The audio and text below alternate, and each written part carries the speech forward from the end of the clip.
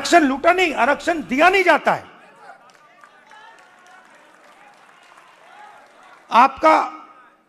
आपके जो ऑफिसर्स हैं आइडियलिज्म के साथ अंदर आते हैं, भर्ती होती है आइडियलिज्म से आते हैं और फिर आस्ते आस्ते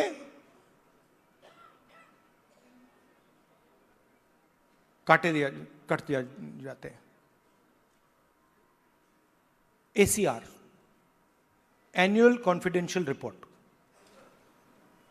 ओबीसी दलित आदिवासी अफसरों को हत्या करने का तरीका। रिजर्वेशन आपको दी गई है, मगर फाइनेंशियल मिनिस्ट्रीज को देखिए, डिफेंस मिनिस्ट्री, फाइनेंस मिनिस्ट्री, बड़ी बड़ी मिनिस्ट्रीज को देखिए, और वहां पे आप नेशनल लेवल, मैंने चेक किया, वहां पे मुझे ओबीसी दलित आदिवासी नाम बता दो। मैंने मजाक किया, बजट बना, मिठाई बांटी जा रही थी, याद है आपको, हलवा बांटा जा रहा था, 11 लोग थे वहां पे, 90% आप लोग हो, 50-55% ओबीसी, 15% दलित, 9% आदिवासी, कोई नहीं वहां पे। हलवा बट रहा है, वो खा भी रहे हैं। आप प्रोडक्टिव फोर्स देश की, वो हलवा में जो चीनी गई वो आपने बनाई,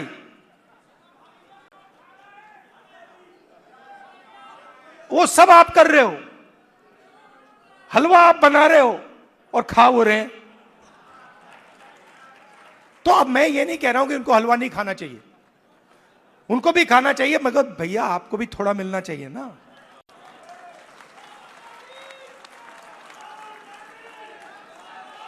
तो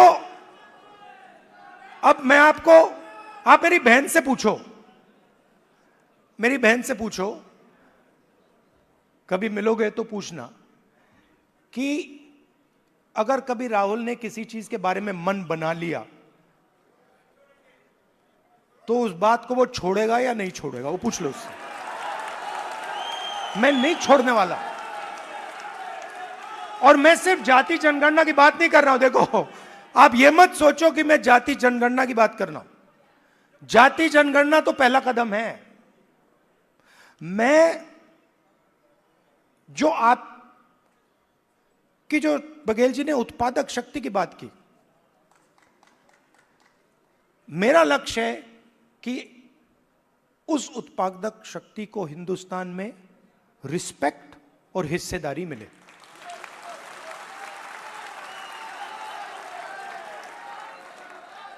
तो आपको लगना चाहिए, हिंदुस्तान के किसान को लगना चाहिए। आज आप हिंदुस्तान के किसान से पूछो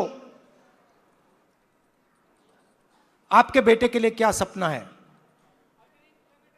आप क्या सोचते हो, आपका बेटा क्या करेगा, वो आपको कहेगा मजदूरी करेगा। और मैं चाहता हूं कि वो किसान कहे नहीं, मेरा बेटा इस देश का सबसे बड़ा बिजनेसमैन बन सकता है, जो भी वो करना चाहता है वो कर सकता है। अब एक प्रॉब्लम है राजनीति में, सबसे बड़ी प्रॉब्लम पता है क्या होती है? क्या होती है? हां, नहीं, नरेंद्र मोदी कोई बड़ी प्रॉब्लम नहीं है।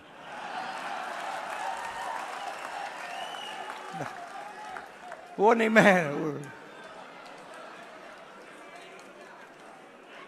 मैं आपको बता रहा हूं, ये आपने अपने सिर पे चढ़ा रखा है, कोई प्रॉब्लम नहीं। ये जो मीडिया वाले हैं इन्होंने बना रखा है, इसका गुब्बारा बनाया, कोई प्रॉब्लम नहीं।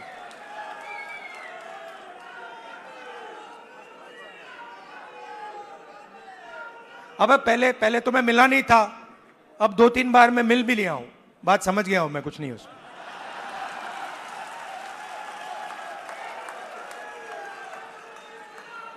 शो, पूरा शो है, दम नहीं है, बता रहा हूं। आप लोग मिले नहीं हो, मैं मिला हूं, बैठा हूं कमरे में। तो मेरा कहना है कि सबसे बड़ी प्रॉब्लम होती है राजनीति में, जो व्यक्ति अपनी शक्ति को ही नहीं समझता है। और मेरी सबसे बड़ी कंप्लेंट क्या है ओबीसी युवाओं से, कि आप अपनी शक्ति नहीं समझते हो। आपको मालूम ही नहीं कि आपकी कितनी शक्ति है, कैसी है, क्या है, वो आपको समझ नहीं। क्योंकि जिस दिन आपको अपनी शक्ति समझ आ गई, ये पूरा पलट जाएगा। तो मेरा क्यों, और अच्छा सवाल उठता है, अब आप मुझसे कहोगे कि भाई आपने कहा कि हमें अपनी राजनीतिक शक्ति नहीं समझ आती, तो फिर क्यों नहीं आती? मैं आपको बताता हूं क्यों नहीं आती। क्योंकि नहीं, बांटे नहीं गए हैं। देखिए वो हुआ क्या है, मैं आपको बताता हूं, सुनो। और ये आपको गहराई से समझना होगा। ये आपकी, देखिए, दलितों की हिस्ट्री है, दलितों की हिस्ट्री है ना।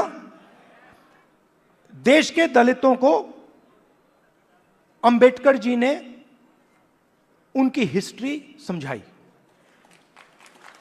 और अगर आप आज दलित से पूछें कि भाई आपकी हिस्ट्री क्या है, वो आपको 3000 साल की हिस्ट्री बता देगा। वो आपसे कहेगा देखिए, हमें अछूत कहा जाता था, हमें बाहर रखा जाता था, हमें मारा जाता था। एक सेकंड में आपको बताएगा। आप वही सवाल आदिवासियों से पूछो, आपकी हिस्ट्री क्या है, वो आपको बता देगा। मगर अगर आप ओबीसी से पूछो कि भैया आपकी हिस्ट्री क्या है, आप जवाब नहीं दे पाते हो। इसका कारण है आपकी हिस्ट्री को आरएसएस और बीजेपी ने मिटाया है।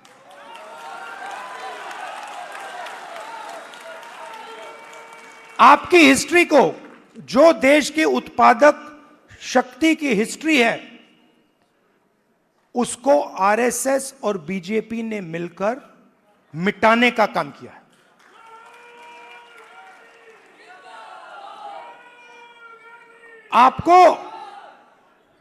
आप स्कूल पढ़े हो ना हिंदुस्तान में, स्कूल पढ़े ना। आप मुझे बताओ,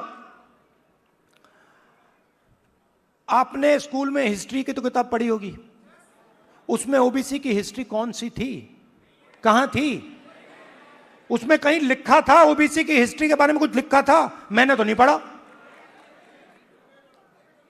आज जब मैं बात को समझ रहा हूं,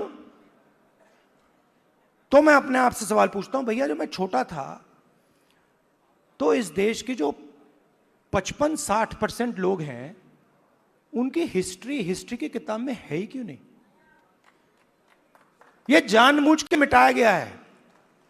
क्योंकि जिस दिन आप अपनी हिस्ट्री समझ जाओगे, उस दिन आप समझ जाओगे कि आरएसएस आपका सबसे बड़ा दुश्मन है।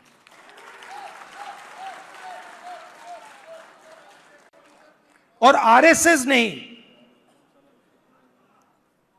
आप पर आक्रमण किया है, और यह कोई नई बात नहीं है, यह हजारों साल से आक्रमण कर रहे हैं आप पे, मनुवादी वही। और यह हर लेवल पे होता है, हर लेवल पे होता है। ये एजुकेशन में होता है,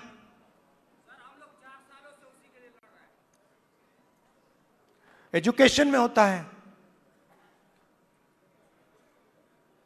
बिजनेस में होता है, जुडिशरी देख लीजिए वहां होता है। सब जगह आपके खिलाफ डिस्क्रिमिनेशन हो रहा है। मोदी जी कहते हैं